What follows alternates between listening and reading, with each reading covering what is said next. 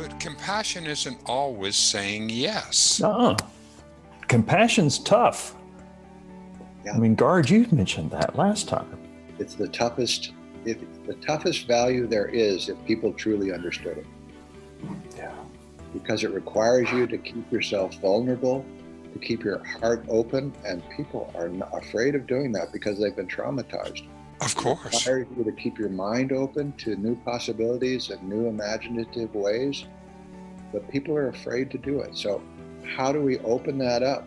So I would actually, Clay, I challenge you to give me that piece of legislation. I will give it to our congressional delegation. There's only one that won't listen, but I won't tell you which party. but the others will listen. And they are the kind of people, we have the kind of relationship, they'll do something about this. And I think it's time. I think that seventh generation deserves a politic, a business culture, Wall Street, where every person is required to sign a basic code of trust. Hello, world. It's me, Dennis, and we are in search of the new compassionate male. I'm getting a chance to produce this episode of the podcast, and I'm here with the founder, Clay Boykin. Hello, Clay. Boy, do we have a slate on today. We sure do. We've got Gard Jameson, who's returning to us from August of this last year when we first talked, and Dana White, who, Dana, you've been on the show a couple of times, and it's wonderful for y'all to be back. So much has transpired since August, and this opportunity to get together and peel the onion back a little bit more on the whole topic of men and compassion. Yes. Consciousness about among men. And, everything goes here.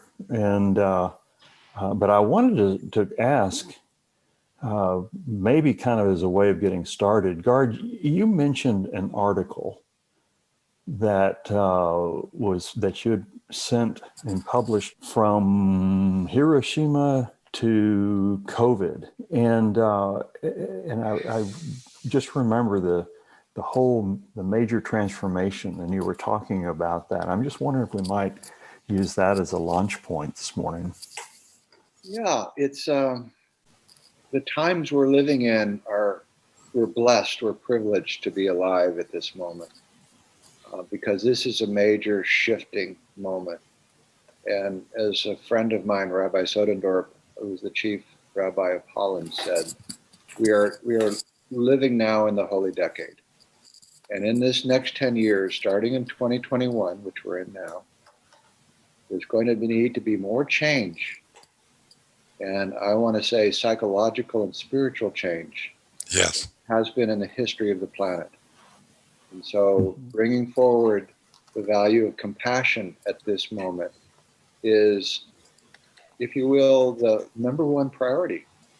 There are no other priorities that are more important than bringing this value forth culturally and individually.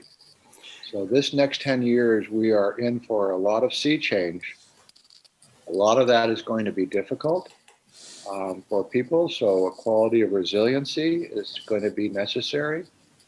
But a lot of it's going to be very exciting because new things are going to emerge which we never imagined. And the possibilities of transforming our communities, as well as our individual selves, into more compassionate beings is the great privilege of this moment. I feel it, and Dennis and Dana, I mean, when we've talked before, it seems like that's such a common theme, and yet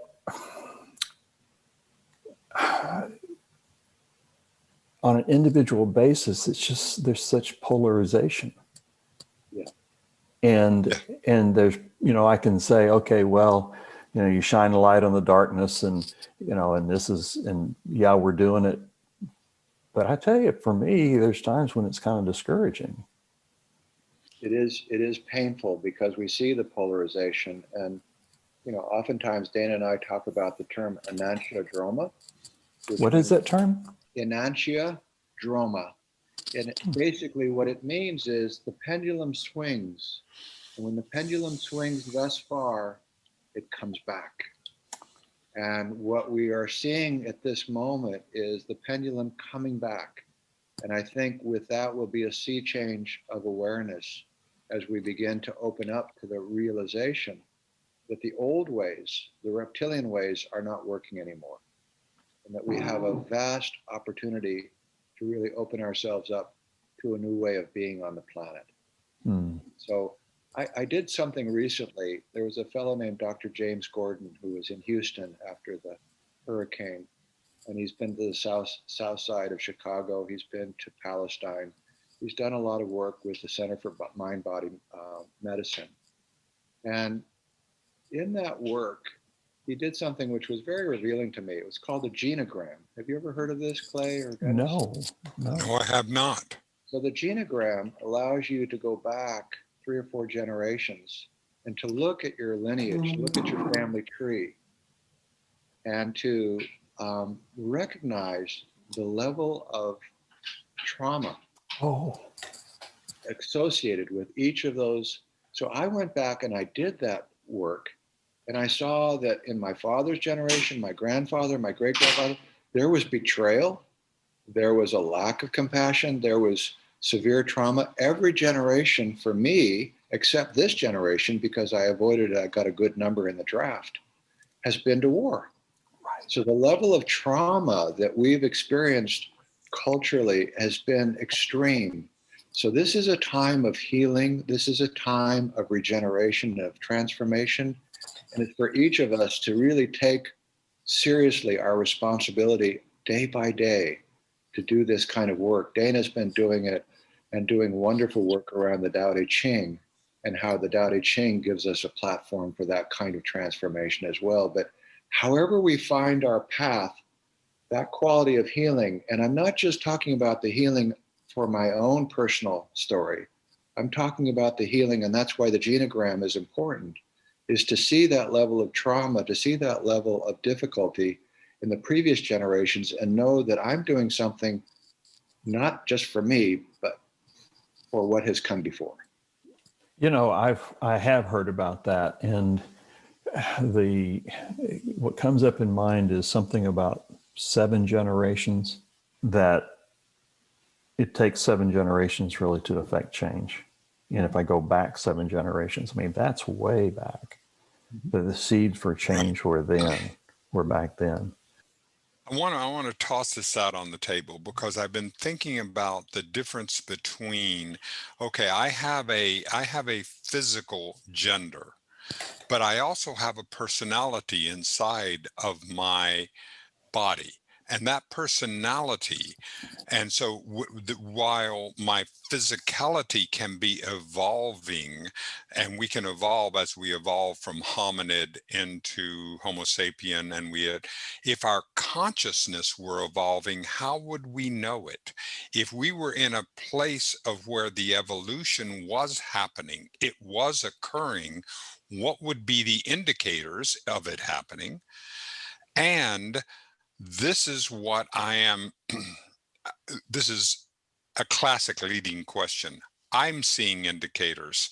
I'd like to know if the 3 of you are seeing indicators that this could be happening, that there is that we're evolving into our next level of species that is being led by the consciousness that is happening around us. Dana, do you want to respond to that? Well, yes, thank you. And good morning to all of you. Hey, good morning, Dana. Good morning, Dana. I think we have a transformation of a worldview. And as we form a worldview, we transform ourselves. Our transformation begins locally, but it spreads out globally through the kinds of communities that we find ourselves serving, being a participant in. And even though there are conflicts in the community and throughout the culture, those conflicts don't seem to resonate as long as we come from a place of oneness, harmony, doing goodness in the world, finding opportunities where they happen in a moment by moment basis. And that can be as simple as being gracious at a stop sign or in a line at a supermarket, or as expansive as the kinds of projects that we find ourselves being called to do. The consistency that we bring to this says something about our worldview, because not everybody is going to agree with the worldview that we have. And it doesn't necessarily make conflicting worldviews irrelevant. But the ground of being has room for all of them. And to the degree that we inhabit a worldview that is sustainable to ourselves, our community, and the cosmos, it nurtures us. And we nurture other people, and our worldview becomes a part of the fabric of our being that we can share with everyone. You know, I so appreciate what you're saying. I've just spent the last 3 days having a marvelous time with my brother. First time I've seen him in a year, and it's hybrid bass fishing time. And we've been slaying bass the past few days. Now, Thomas is a very conservative person. He's a small business owner. He's had a business since 1984. He's raised his family. He's paid for his home.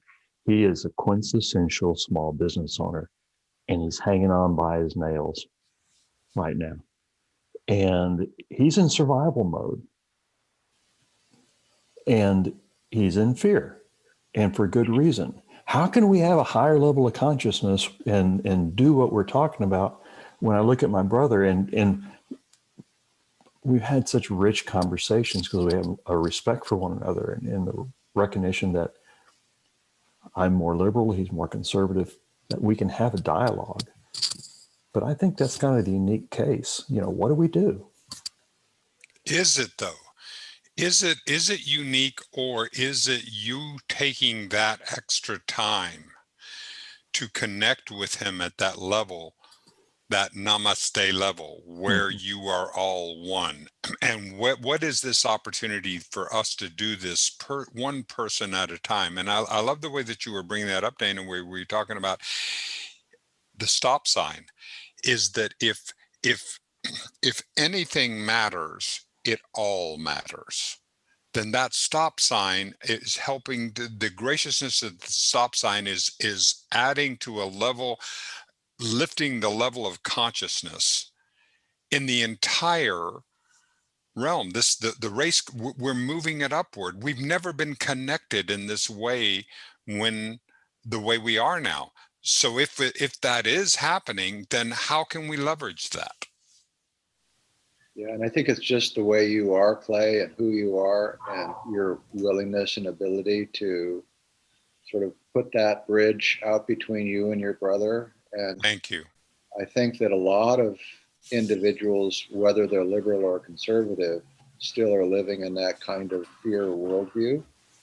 And I think what it takes is sort of the next step, which is to see that if we want to affect the seventh generation, then we need to be courageous, we need to be wise, and we need to be compassionate as we move forward. And that's exactly who you are, Clay, and you as well, Dennis. And I know Dana's for so many years. And I know, you know, here's what just came to mind, and maybe it's a blinding list of the obvious, but when Thomas and I sat and spoke the other evening, it wasn't about solving a problem.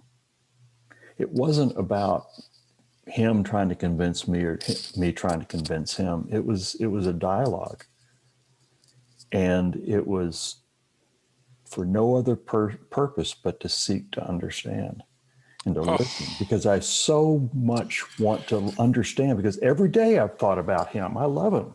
Every day I've thought, my God, all this is happening, and he's got this small business and he's works himself to a bone. How can he make it? And that's a serious question. And we've talked about that. And he does have a different political view than me. And I respect it. Part of it I still don't quite understand, but I respect where he's coming from. And I think that that's mutual.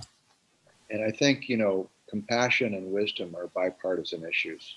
I think that anybody you talk to, and so for me, when Rilke says that really the important thing is the question and the quality of willingness to open our hearts to the other point of view. So the rules of engagement with dialogue are really quite simple, which is just a deep respect for each and every personality we meet.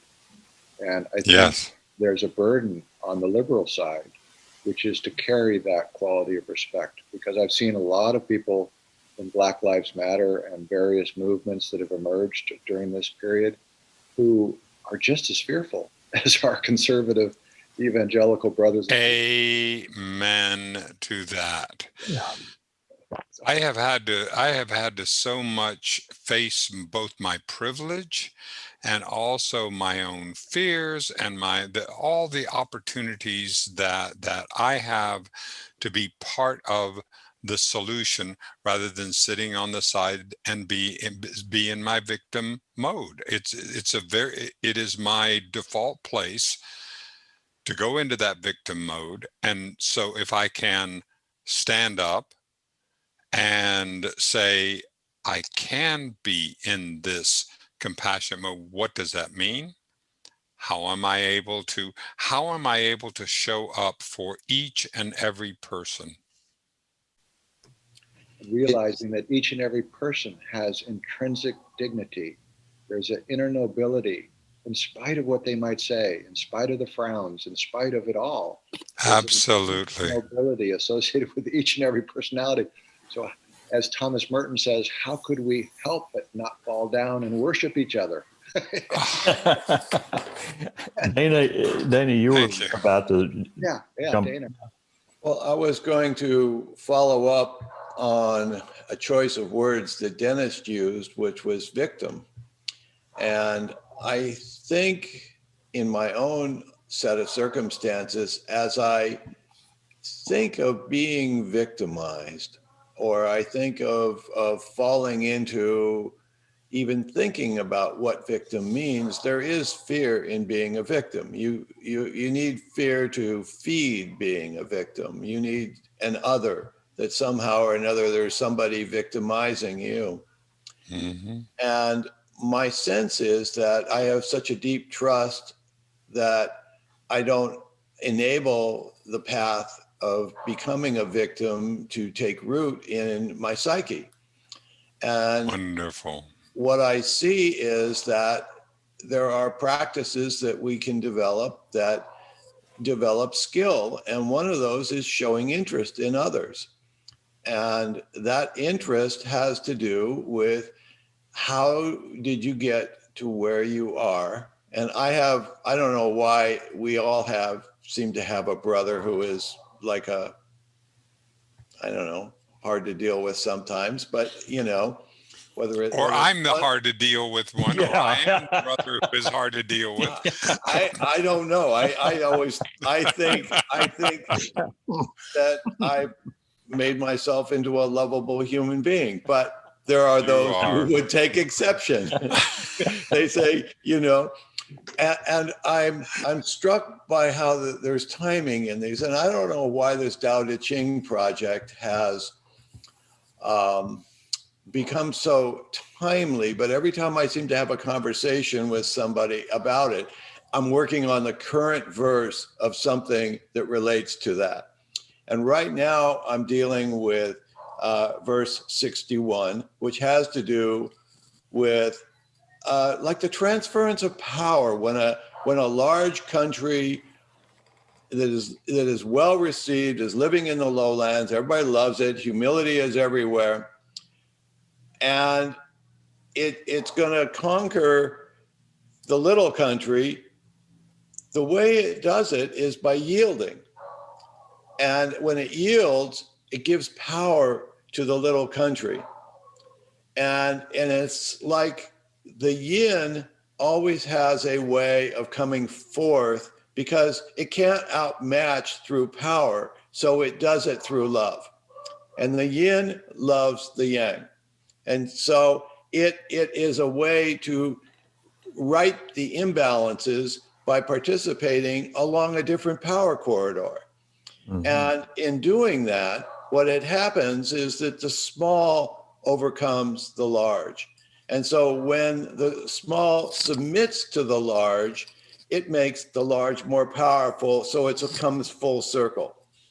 And these are the words that I'm dealing with in this current verse. And this project started with just trusting an intuitive path of hearing Jonathan's voice. And you had both me and Jonathan on, I did. a week or so ago. What a wonderful person he is. It's magical to submit. There are people who go shopping in the supermarket with lists. So they go, and what they do is they wander down the aisles and they get everything that's on their list. And there are other people who go in there with a sort of a sense of what they want to have, and they may or may not find everything, but what they come home with is what they prepare. And neither one's right. I mean, they both work. I just find that in solving the day-to-day issues, to have compassion upon ourselves, to understand what our own complex makeup is, and to me, that's the little and the large inside each one of us.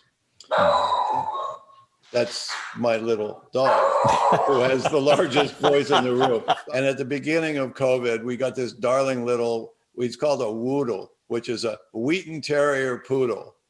And, thinking about the pandemic and following the thread of, a dog conversation, you can't even get a dog in the pandemic. Everybody has gotten dogs. The breeders are totally out. The shelters are totally out. And I think that this pandemic has really taught us who we are, what we really need for, companionship, and how something as precious as companionship has really come full force in Zoom. Yeah, it really has. It's brought us together today. Oh, absolutely. Exactly. And to try and do that face to face, it never happened. So it's been a blessing. Gard, you were about to say something.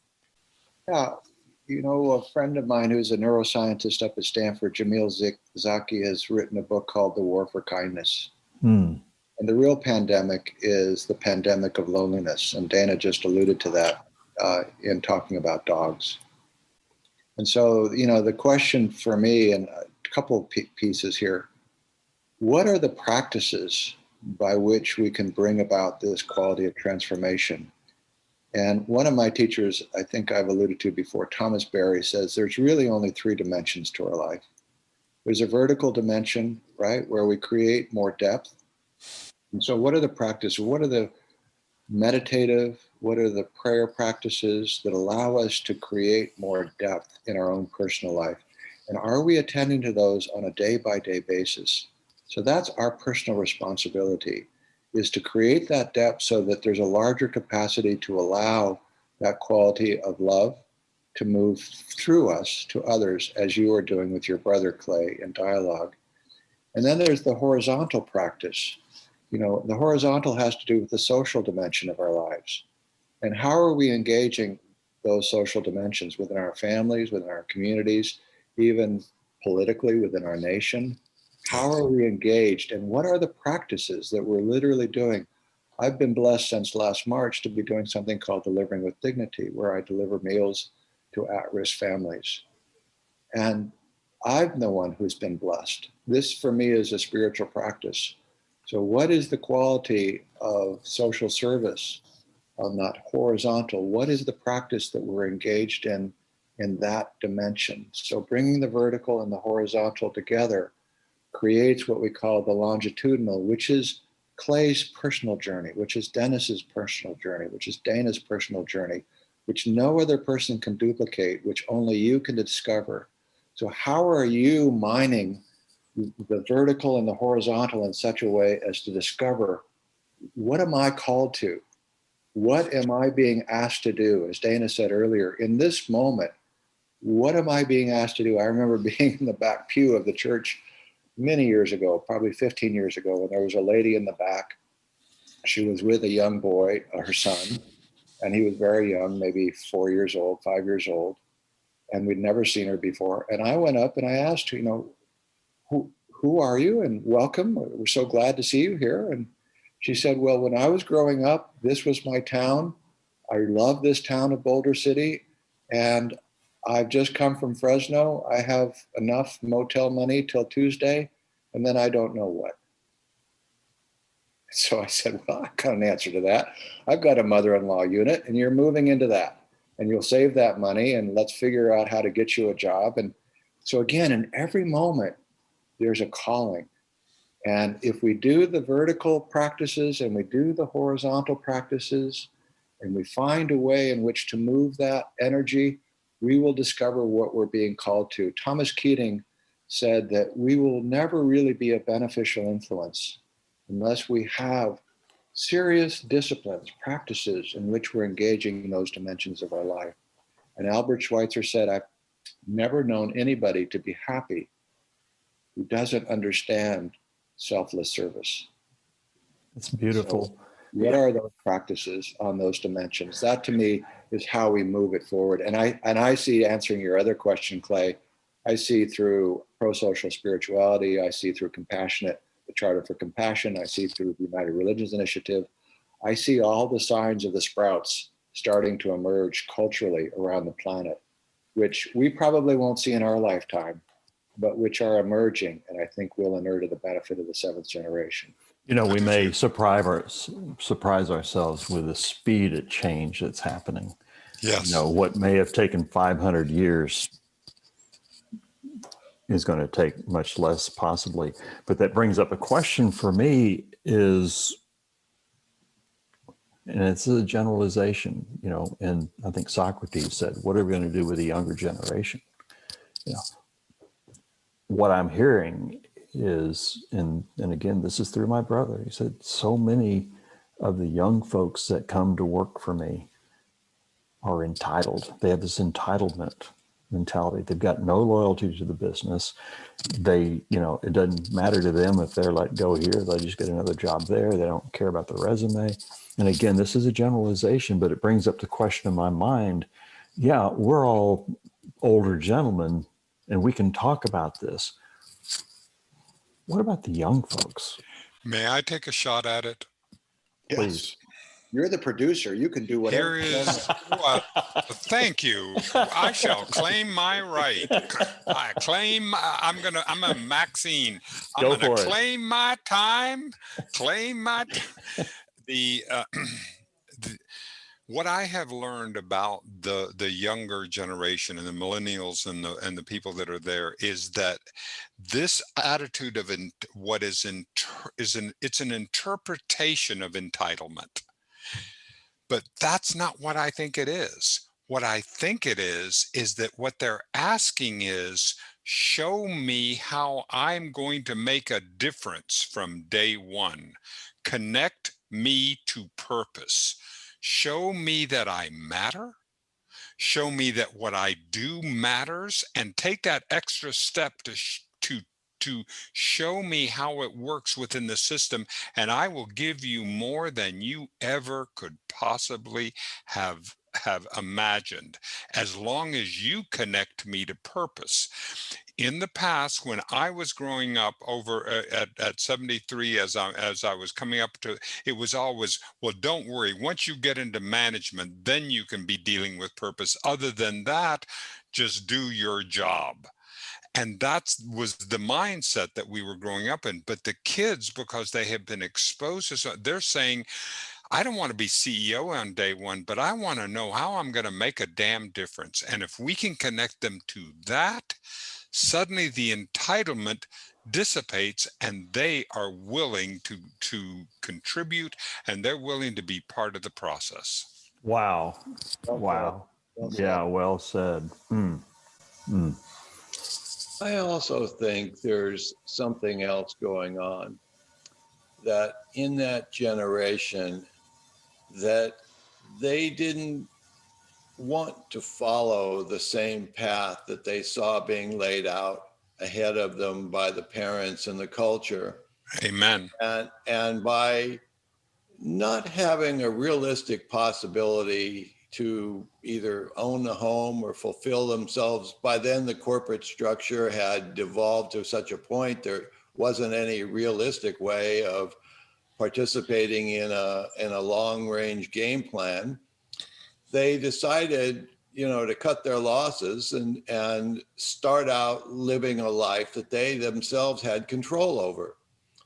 And I think many of us in the 60s started down that path at considerable risk in terms of, launching out onto your own and doing things that put you on a career path that didn't resonate with the culture in which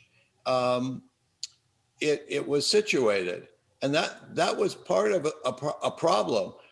It seems that hasn't been an unworkable model. And I think that's what these young people are now adapting to is you can't afford a home today in many of the communities. You can't work yourself through college. And the idea of paying $50 to $70 to $100,000 a year and doing it on your own, it's just not feasible. So I think they've taken a very prudent path of finding a path of meaning, a path of making a contribution, of doing whatever they want, but in some way getting through this period of their lives to try to find out who they are and what their lives are about. And they haven't been looking to the parents or the community or the culture for the answers. Yeah, and I would say the Pew Research bears that out, Dana, that, most young people today are wanting to be spiritual, but they don't want to be religious. Mm-hmm. They want purpose, but they don't want politics. Thank you. They want meaning, but they don't want business as usual. So I think part of the mea culpa, part of the confession is good for the soul line, is the recognition that our institutions in many regards are bankrupt, and that religiously, commercially, politically, we are in a state of bankruptcy right now. And so, as I say, as a former CPA, let's not go chapter 7 where we totally implode. Let's go chapter 11 where we reorganize. Love it. What does reorganization mean in this moment? Oh. Taking a look at the values that are undergirding our institutions. And, I know the 2 federal senators from the state of Nevada, they're dear friends. And I say, can you help me understand why you just can't have what you have, Clay, with your brother, a dialogue, a meaningful dialogue in which you engage on the really serious questions and not talk about Dr. Zeus or some of these things, but talk about the really meaty stuff. Sure. And they tell me because they're of the fear, because of the constituencies, because of, bless his soul, what Donald Trump has done to really create a culture, a toxic culture within at least one of the political parties. Right. How do we diffuse that? That really is the big question of the moment. Let's do that. Let's take on that big question, because that big question, not that we are at all going to solve it, but we can, that's a wonderful question to explore. And I think it goes back to, we have a free medical clinic in Las Vegas, and the acronym of our vision, of our values is trust, which is teamwork, respect for every person that we involve ourselves with, the quality of unity of purpose, quality of service with excellence, and transparency or authenticity. It goes back to the heart and soul of every institution and culture, which is trust. Thank you. And when you talk to your senators, and you say, what small thing would you be willing to do to increase the level? If we talk about trust, it isn't, I look at it as a continuum from 0 to 1. We're somewhere along this continuum. It isn't just a binary state, but what would we be willing to do that would move the needle a tiny bit toward greater at one-ment, that unity, that greater trust, and move that trust that could happen, because however that is going to occur, it must be something that we're all in. I love if there were trust, if they started off every Senate and every House of Representatives meeting with that statement: we are here for trust, for those 5 principles. That's what we're going to use.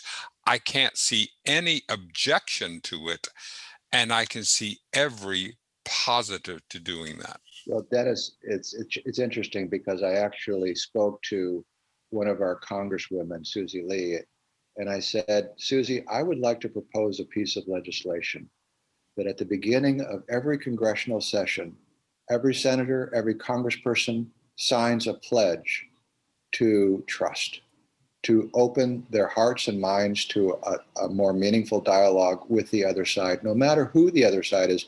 But every session, every single one of them, and if they don't sign it, then there you have a metric, Clay. There you have a metric. That feels so good. And this is the kind of conversation, because if we can get to there, if we can get to the place where we can say, this is important. These are our principles before personalities, and making sure that we adhere to these principles. I just envision where, they're in Congress, the question being asked, where's the compassion in this? Where's the compassion in this? And that's a hard question, I think, today to answer, when it should be the easiest question to answer. But compassion isn't always saying yes. Compassion's tough. Yeah. I mean, Gard, you mentioned that last time. It's the toughest value there is, if people truly understood it. Yeah. Because it requires you to keep yourself vulnerable, to keep your heart open, and people are not afraid of doing that because they've been traumatized. Of course. It requires you to keep your mind open to new possibilities and new imaginative ways, but people are afraid to do it. So how do we open that up? So I would actually, Clay, I challenge you to give me that piece of legislation. I will give it to our congressional delegation. There's only one that won't listen, but I won't tell you which party. but the others will listen. And they are the kind of people, we have the kind of relationship, they'll do something about this. And I think it's time. I think that 7th generation deserves a politic, a business culture, Wall Street, where every person is required to sign a basic code of trust, of ethics. Exactly. Yeah. And we're seeing this. This is I've been talking with some of the younger people who have a very dark view of capitalism, and I'm a capitalist. I believe in the capitalistic system. I just believe that the capitalistic system can have more than just a red and black bottom line, that it can have a rainbow of bottom lines, that there's many, that there is a corporate contract, a responsibility that we can have. There are many ways that we can say that the good of the company is what our contribution is and what we can be in part of it. There's so many opportunities that we can explore within capitalism of what I believe is the market. In addition, that we can have the market put pressure on the political system to have exactly what you're talking about, because I'm seeing these kinds of values in the companies that I consult with and the corporations. I'm seeing these values being discussed, being one major company that I'm working with is sitting there going, I sit there, we have all these diversity principles, and yet constantly we're not seeing the diversity getting into the senior management, and we don't know. We are working. It's hard work. Yeah. Yeah. Boy, you talk about senior management, and I just reflect back on my corporate days, and it seemed the higher up people went in the organization, the more rope tricks that they're doing, for their investors. And we have such a short timeline of performance, quarterly performance. Oh, that boy, does that awful. Who can do in 3 months? Who can possibly say in 3 months that it's an extraordinary time. Dana, how are your connection with corporate, because you've been around in the corporate world. You spent many years in entertainment and through this the role of entertainment and the role of literature and the role of this in changing the consciousness of people and bringing compassion up is such a powerful opportunity in this connected world. I'm struck by the word choices that we're all making.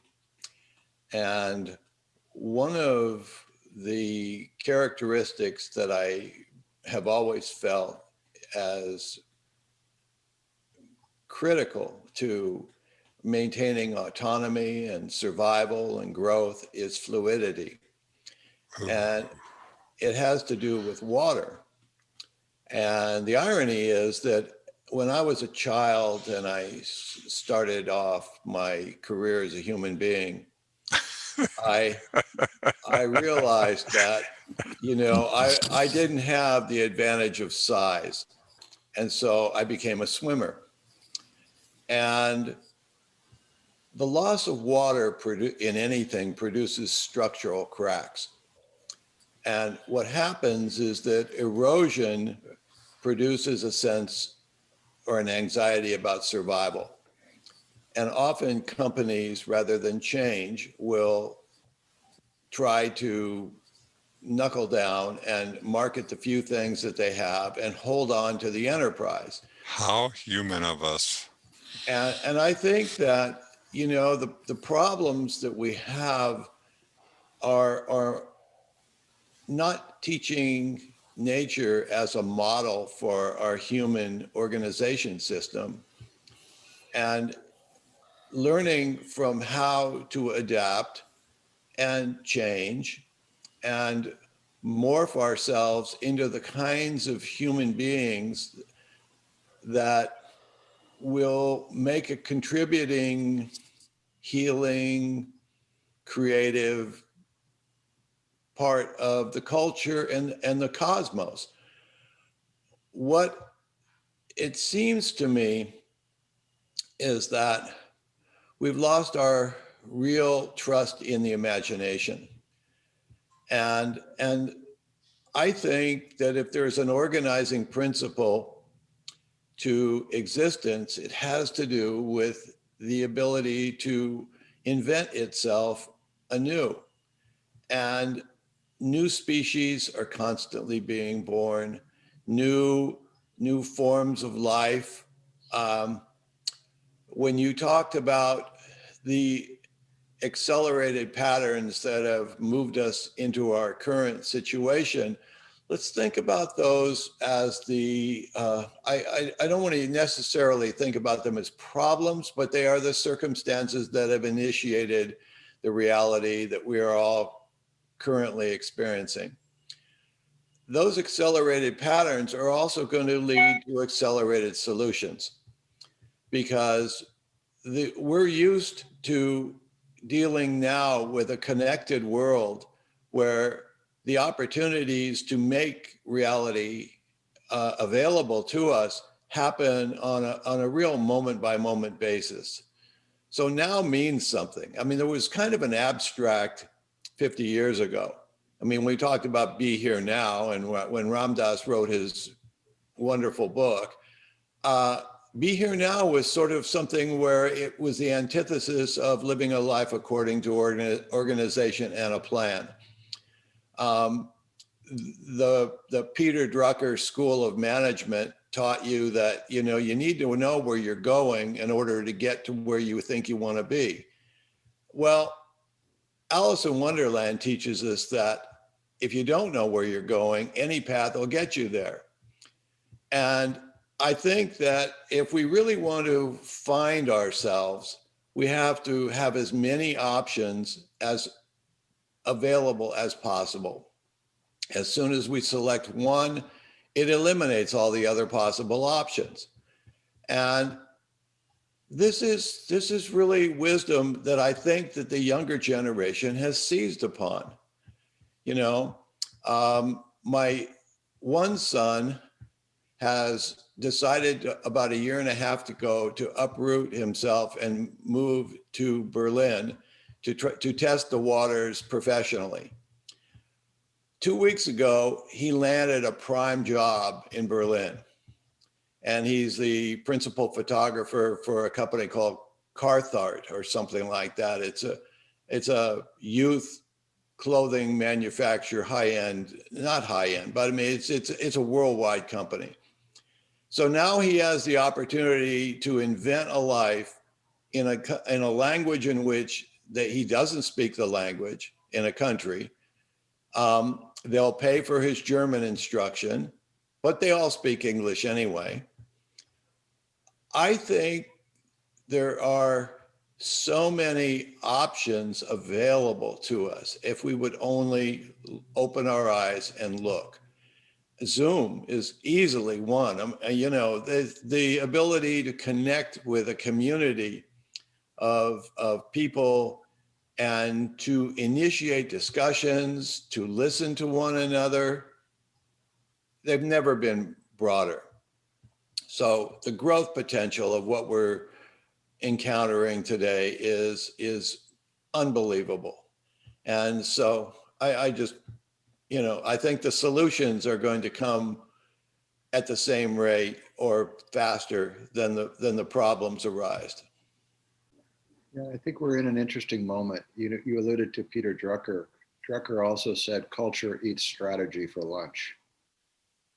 And I'm involved with a company where when we have board meetings, we talk about culture at the board meetings. We don't look at P&Ls. We don't look at balance sheets. We don't talk about 5-year plans. We don't actually even hire, bless their souls, MBAs, and I'm one. But what we do is we talk about how do we create a winning solution whereby our employees, our customers, our vendors, our community, our owners, everybody is a winner. And we have really established a culture in which if any one of those is losing, then we're all losing. How do we begin to shift our conversations away from what you talked about, Dennis and Clay, that short-term quarterly P&L strategy, earnings per share report, to a conversation about culture? And what Darwin observed, and what I would suggest pro-social spirituality is doing a great job in this, is to really acknowledge that compassion is the leading edge of a winning culture. And when we begin to embed that into the culture of our organizations and institutions, then that bankruptcy I talked about earlier becomes a store of wealth. And wealth isn't being rich. Wealth is being happy. And how do we create that for everybody?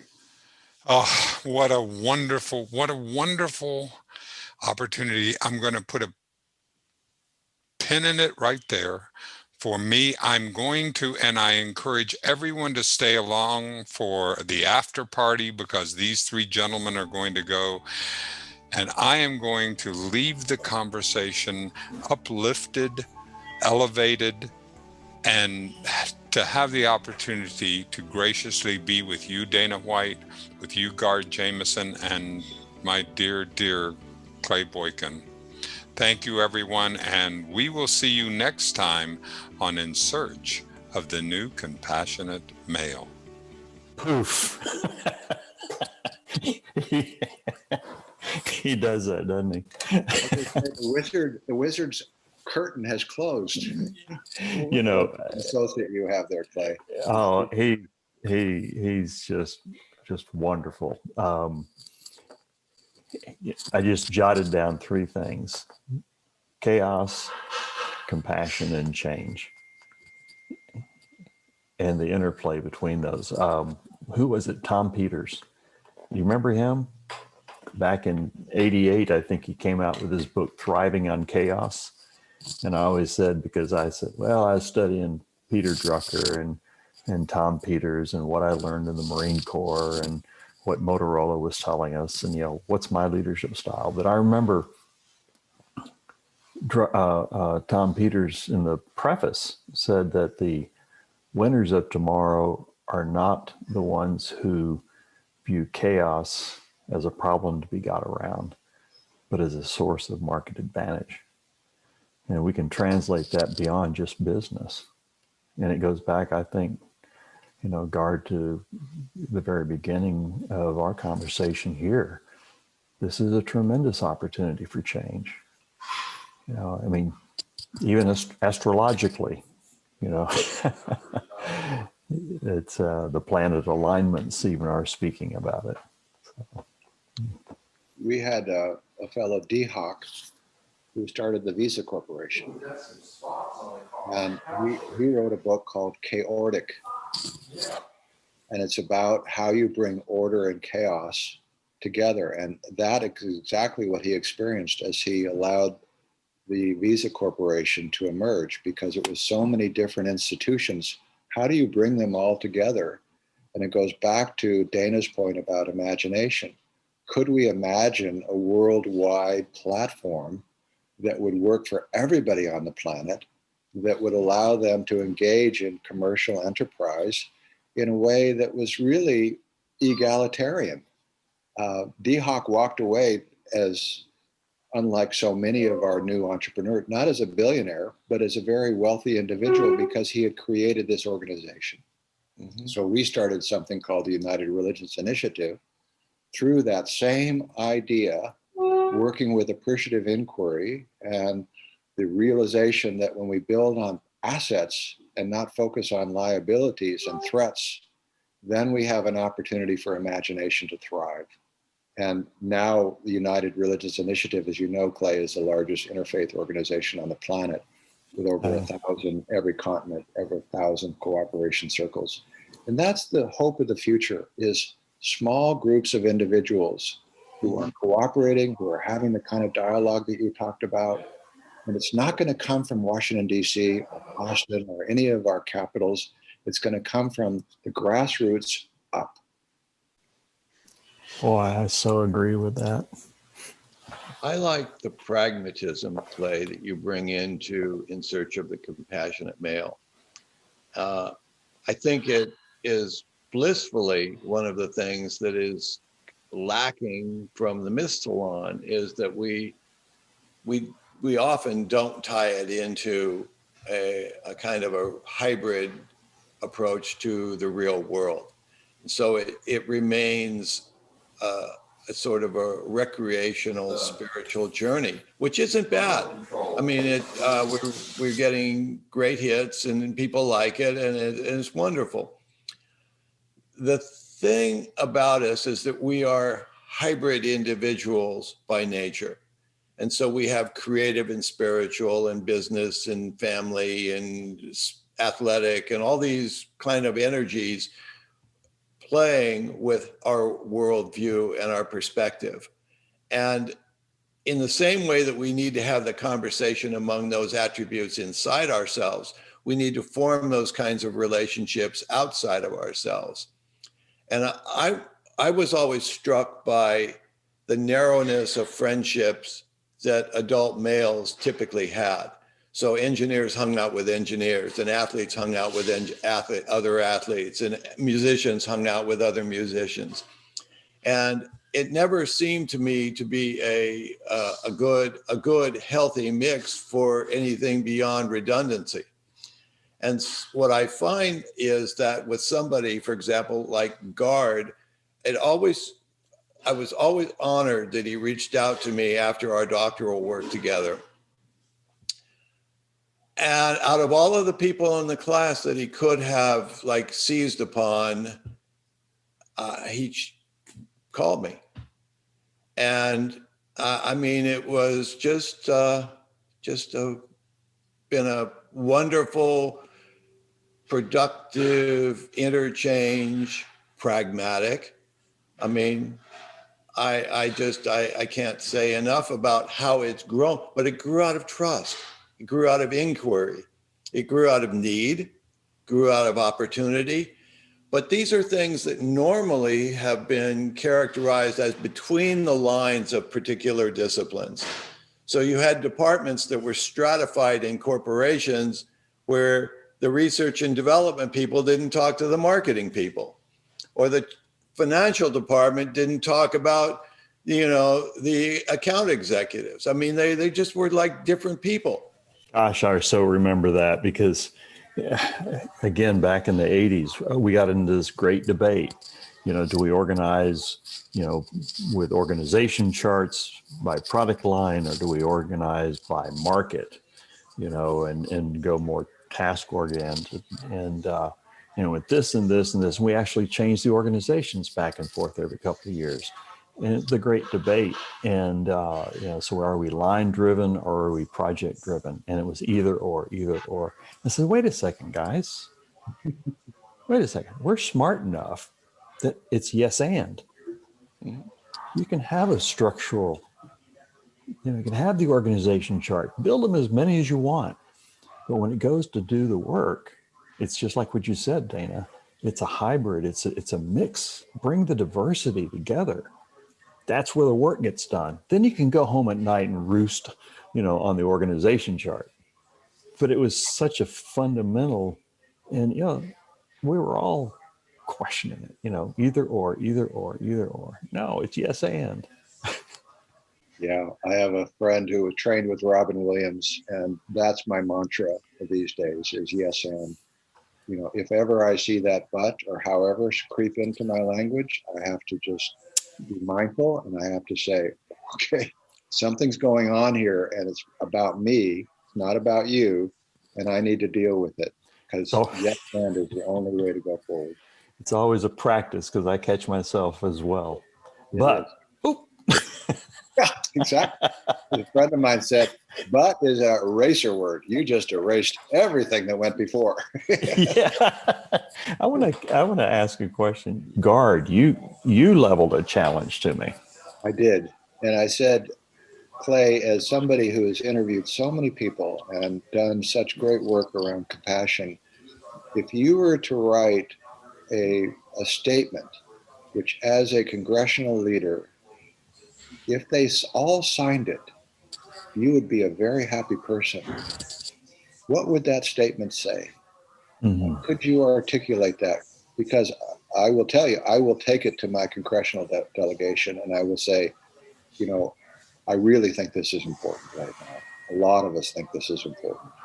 But I would love to have you be the drafter of that, especially coming from Texas.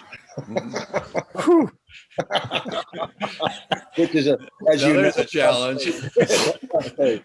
Well, thank you. I accept that challenge, and what a beautiful opportunity. And, I'm not going to try and put words to it right now. I can feel it, and it is not a long document. It is a short document. It's the Mark Twain way. If I had more time, this would have been a shorter letter. If any one of those people didn't sign that, yeah, that would say a lot about them. My goodness, yeah. Wow. I tell you what, we hit so many topics today. Going another level deeper. So I'm curious, Clay, if I might go back and ask you a question. Sure. You've been doing these podcasts now for quite some time. Mm-hmm. So where are you at right now? What are you seeing? I heard a little bit earlier that there's a little bit of despair over some of the things you're seeing, but what are you seeing that makes you hopeful and encourages you as we move forward here? On a macro scale, I see it and I feel it. And this is one thing that getting to know you and getting to know Dana and getting into Myth Salon And through all that, meeting Richard Tarnas and so forth, I have a tendency to go back and look at ancient history. And along the way, I learned about Copernicus, and he stood up one day and said, "Hey guys, we got this wrong. It's the Earth rotates around the sun, not the other way around." And what a fundamental change that was at that point 500 years ago. And it set off the separation between spirituality and science. They kind of diverged from that. The patriarchal system, although it existed before, it was accentuated. The myth of progress, all of those things. And I believe that we're at that juncture right now, and it supports what you were saying, Gard, that this is it. This is the time. And I see it, I feel it. We're kind of in the liminal space, which people say, "Oh, nothing's happening." Well, let me tell you, in the liminal space, everything's happening. This is a place to be alive. And a friend of mine said, an airplane, how does it fly? Well, the fast air below the wing and the slower air above the wing, you get lift. Yes, but it's what happens on the leading edge of that wing. All the chaos. I mean, that wind is just kicking around all over. It's total chaos. Without that plane wouldn't fly. And so I get that. And then I go back into the trenches, and you made the point, this is a one-on-one, this is a dialogue. And I felt, and I was reminded of the feeling that I had when Thomas, my brother, and I were talking the other night. It wasn't solving problems. And I had this deep sense of feeling, sense of compassion, sense of love, and understanding, and not understanding, but understanding, and being okay with that. And we grew together very subtly. We grew closer together, and we were both changed either on the macro level or on the micro level. And it was through dialogue. Beautiful. So beautiful. There's also wisdom in not needing to convince everybody to your point of view.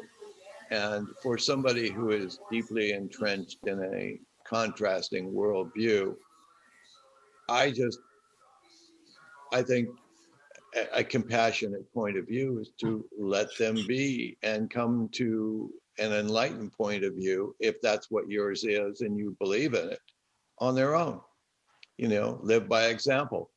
You're exactly right. I mean, go back to the Koozies and Posner Leadership Challenge.